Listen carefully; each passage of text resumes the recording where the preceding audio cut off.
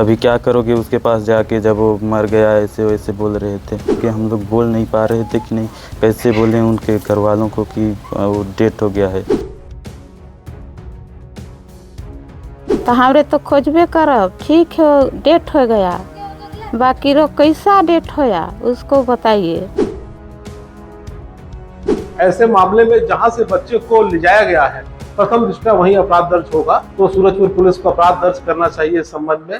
राष्ट्रपति के दत्तक पुत्र कहे जाने वाले पंडो, जिनको लेकर के शासन और प्रशासन अलर्ट रहता है और उनकी सुविधाओं को पे ध्यान देने के लिए हमेशा तत्पर रहने की बात कही जाती है, बावजूद इसके पंडो जनजाति अभी भी परेशान नजर आ रहे हैं। अभी हम मौजूद है सूरजपुर के राजापुर गांव में, जहां पे पंडो जो परिवार है उनका एक सदस्य यहाँ से कमाने के लिए सिंगरौली जाता है और सिंगरौली के दलाल के माध्यम से वो महाराष्ट्र पहुँचता है और जहाँ पे उसकी मृत्यु हो जाती है, ऐसा खबर इनको परिजनों को दी जाती है। आखिर क्या कुछ मामला था, आखिर कैसे ये चीज़ें हुई, परिवार हमारे साथ मौजूद है, हम इनसे जानने की कोशिश करते हैं कि क्या उस दिन हुआ था और क्या कुछ इनको जानकारी दी गई थी। क्या नाम है आपका? नौहर साहब। क्या हुआ था? आपका बेटा कहाँ गया था और क्या कुछ सूचना आपको मिली? काम करने गया था। कहाँ गया था? यहाँ से कितने लोग गए थे? 4 लोग गए थे यहाँ से। फिर क्या हुआ? फिर वहीं गया था काम करने, तो मर गया वहाँ जाके। अच्छा, क्या कुछ जानकारी आपको मिला? कौन जानकारी दिया ऐसा कि मर गया है? वो फ़ोन करे रही वहीं का मुंशी मन, वही मन बताइन कि ऐसे तो लड़का ला भेजे। मैं फिर वहाँ से तो गई, तो 4 दिन के बाद पता चली कि वहाँ मर गई से वो। अच्छा, तो वहाँ जब गया तो क्या कुछ देखा? उसके बाद फिर आप पुलिस के पास भी गए थे, क्या कुछ बोले उन लोग? पुलिस वाले लोग तो बोले कि वहीं जाके तुम लोग रिपोर्ट लिखाओ, यहाँ कुछ नहीं हो पाएगा तुम लोग का। तो ये उसके पिता थे जो अभी भी डरे सहमे हुए हैं। इनका पुत्र वहाँ काम करने गया हुआ था और भी एक सदस्य है जो खुद यहाँ से गया हुआ था काम करने साथ में, वो भी हमारे साथ मौजूद है। उससे भी हम पूछेंगे कि आखिर क्या कुछ हुआ था, कितने लोग गए थे वहाँ, क्या काम करते थे आप लोग? यहाँ से हम लोग 4 लोग गए थे और यहाँ से हम लोगों को सिंगरौली बुलाए, वो विश्वकर्मा सेठ थे। वहाँ से फिर हम लोगों को कल्याण ले गए, फिर वहाँ से उनके रूम में ले गए, तो हम 4 थे तो हम लोगों को फिर बांट दिया 2-2 जने। फिर उसके बाद फिर वो लोग अलग काम कर रहे थे और हम लोग अलग काम कर रहे थे। 2 सप्ताह आसपास हो गया था, तो हम लोगों को फिर पता चला कि नहीं गाड़ी से गिर गया। तो फिर हम लोगों को उधर से नहीं पता चला, हम लोगों को घर तरफ से ही पता चला कि नहीं वो गिर गया है ऐसे वैसे। तो फिर हम लोग मैनेजर से बोले, तो नहीं, मैनेजर बोला कि नहीं तुम लोगों का आदमी नहीं है, वो दूसरा आदमी है। तो फिर हम लोग फिर सोचे कि नहीं वो नहीं होगा, इसलिए हम लोग शांत रहे और 2 दिन में पता चला कि नहीं उसका डेथ हो गया ऐसे वैसे। फिर हम लोग बोले मैनेजर से कि नहीं हमको उनके पास ले जाओ, तो बोले कि अभी बहुत दूर है मत जाओ, ऐसे वैसे रोक रहे थे। तो हम लोग जिद कर दिए, तो थोड़ा सा गुस्सा कर रहे थे कि नहीं अभी क्या करोगे उसके पास जाके, जब वो मर गया ऐसे वैसे बोल रहे थे। फिर हम लोग 2 जने वहाँ से भाग रहे थे रोते रोते। उसके बाद फिर मैनेजर सेठ के पास बात किया, तो फिर वो हम लोगों को रूम में ले गए सीधा, उसके पास नहीं ले गए। फिर रूम में जाके बोले कि नहीं यहाँ से मत कहना कि उसके पास ले जाओ, मेरे को विराज के पास ले जाओ, मुझे ऐसे मत बोलना बोल रहे थे।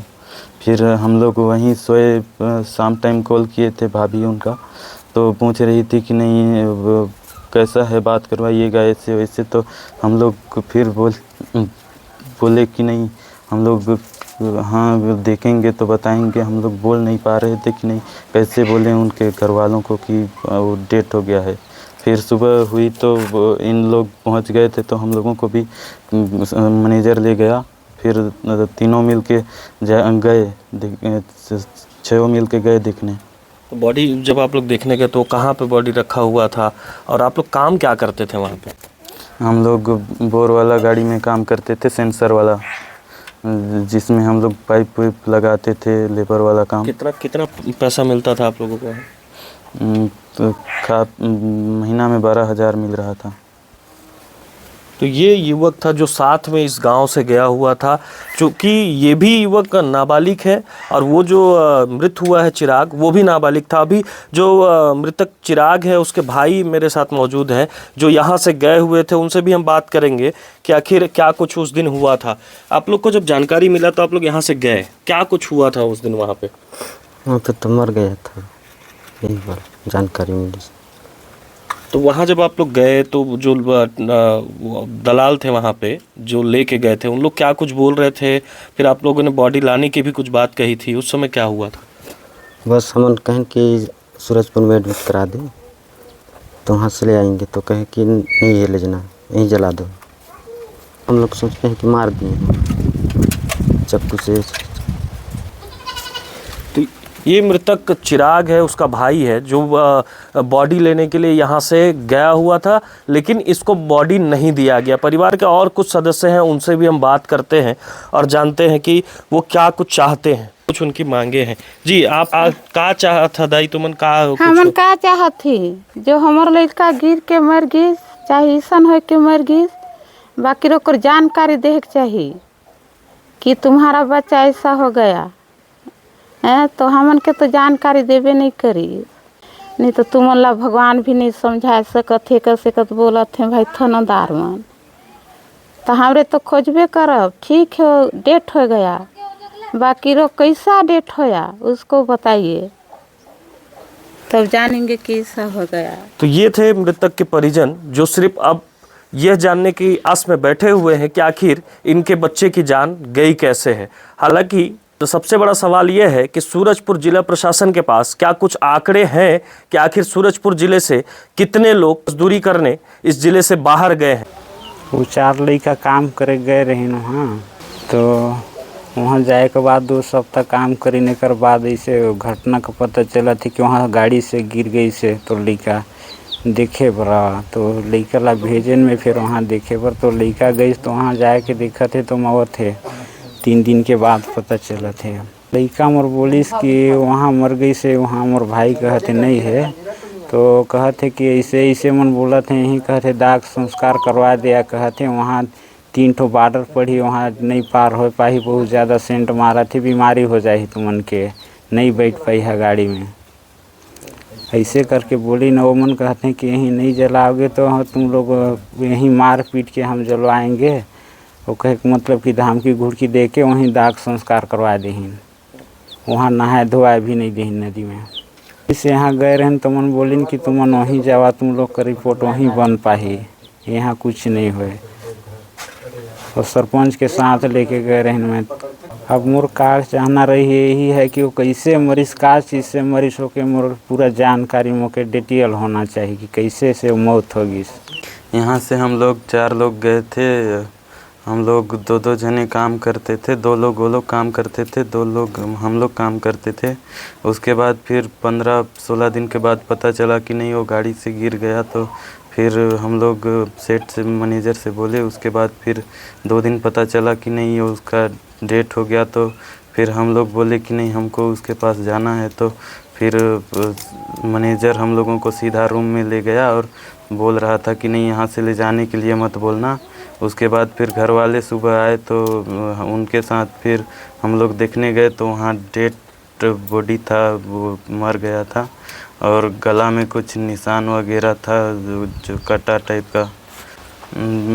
12,000 मिलता था और थोड़ा सा कड़ा काम करवाते थे, डांटते थे मैनेजर लोग। ये काम के लिए प्रलोभन दे करके लोगों को अन्य राज्य ले जाने का मामला प्रतीत हो रहा है, जो मानव तस्करी के संबंध से है। इसमें भारतीय दंड विधान की धारा 370 आकर्षित होती है। और जैसी मुझे भी जानकारी मिली है कि बच्चा नाबालिग है, तो नाबालिग बच्चे को लेकर जाना पॉक्सो एक्ट के तहत भी ये मामला बनेगा। और ऐसे मामले में जहां से बच्चे को ले जाया गया है, प्रथम दृष्टया वहीं अपराध दर्ज होगा, तो सूरजपुर पुलिस को अपराध दर्ज करना चाहिए। इस संबंध में अब विस्तृत जांच करनी चाहिए, भी तो पुलिस संज्ञान लेगी ही लेगी और लेना ही है। इसके लिए विशेष रूप से जिला में अलग से कमेटी बनी हुई है जो इस तस्करी को रोकेगी और ऐसे जो बच्चे हैं इनके संरक्षण का कार्य करेगी।